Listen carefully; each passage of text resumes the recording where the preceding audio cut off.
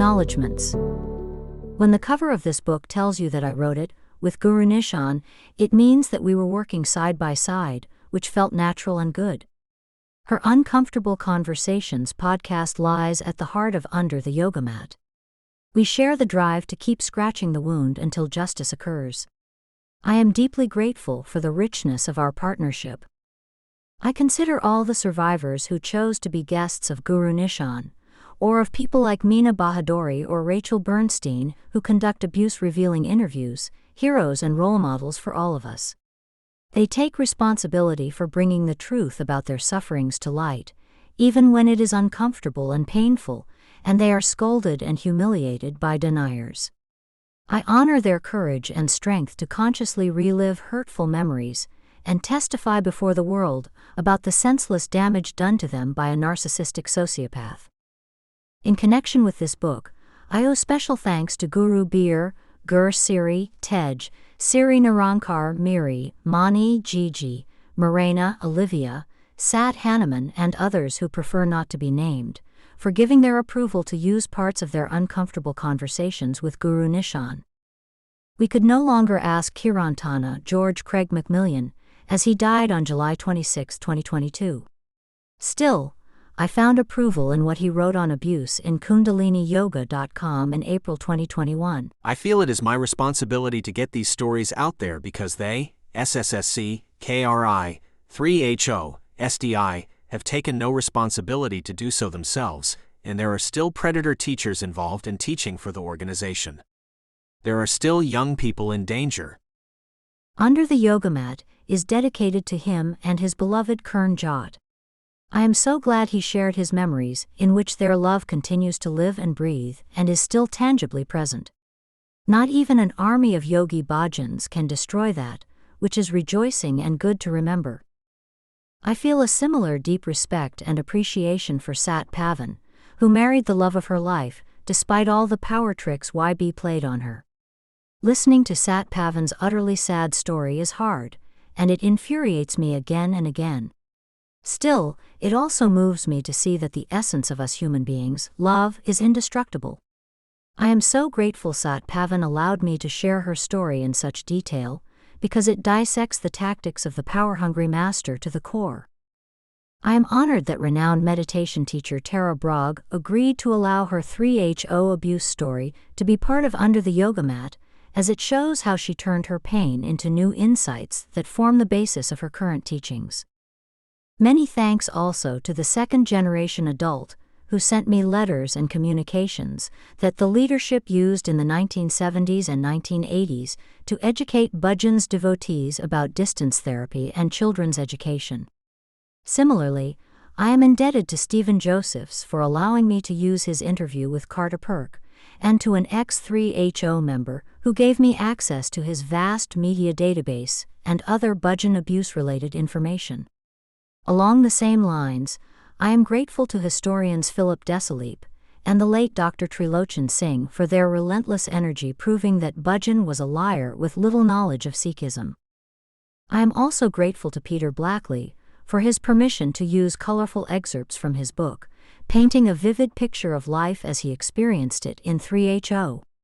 I thank the host of Wacko World of Yogi Bhajan and GuruNischan for allowing me to use stories they published. Had Morena from Italy not reached out to me, Gurudev's abuse would likely still be quietly hidden under sheepskins. I admire her courage to speak out, knowing that many in the Italian community will contradict and reject her. Likewise, I bow to the two Belgian ladies abused by Hari. They gave me permission, and continue to support me to use their stories aiming to open the ears and eyes of the Sat Nam Rasayan community, hoping that one day, the harm done may be acknowledged, and SNR leadership will recognize that abusing students under the guise of healing is disgusting and cannot be justified in any way. I like to thank Suzanne, the moderator of the private Facebook group Beyond the Cage, for her unwavering commitment to allowing survivors a space that feels safe to share their stories.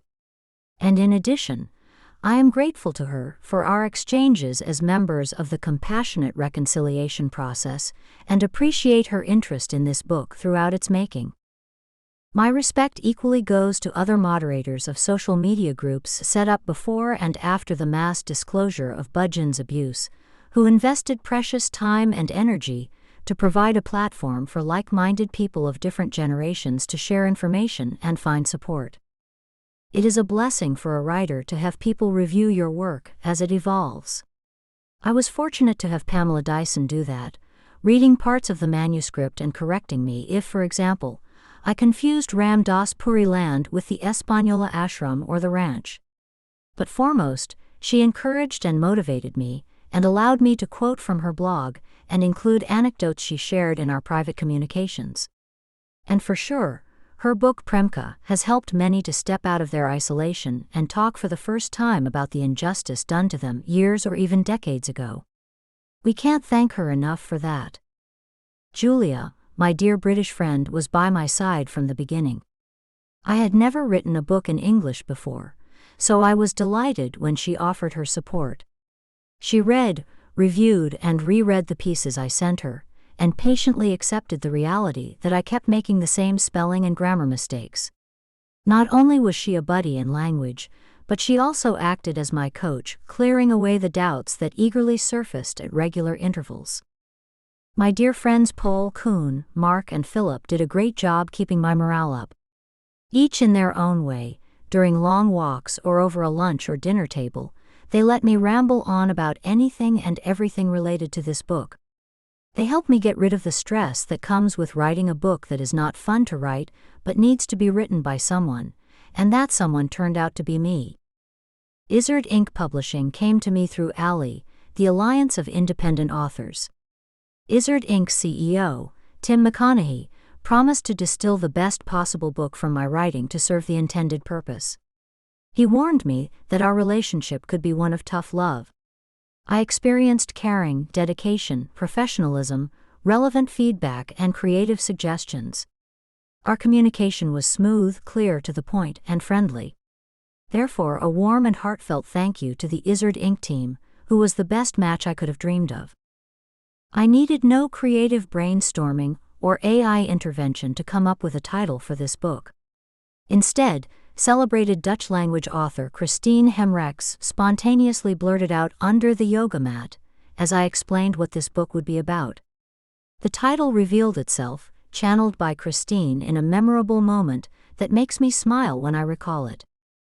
Something similar happened with Yogini, the figurine on the cover. In April 2021, on a beautiful spring morning, my bosom friend Henny stood at my front door, holding Yogini in her palms as if it were a fragile baby. "I made this," she said, looking at the earth-colored figurine like a mother taking her child to daycare for the first time, and already feeling the pain of parting. "Don't ask me why, but it's for you." Since that day, Yogini humbly and graciously welcomed my visitors from the low cabinet in the hallway.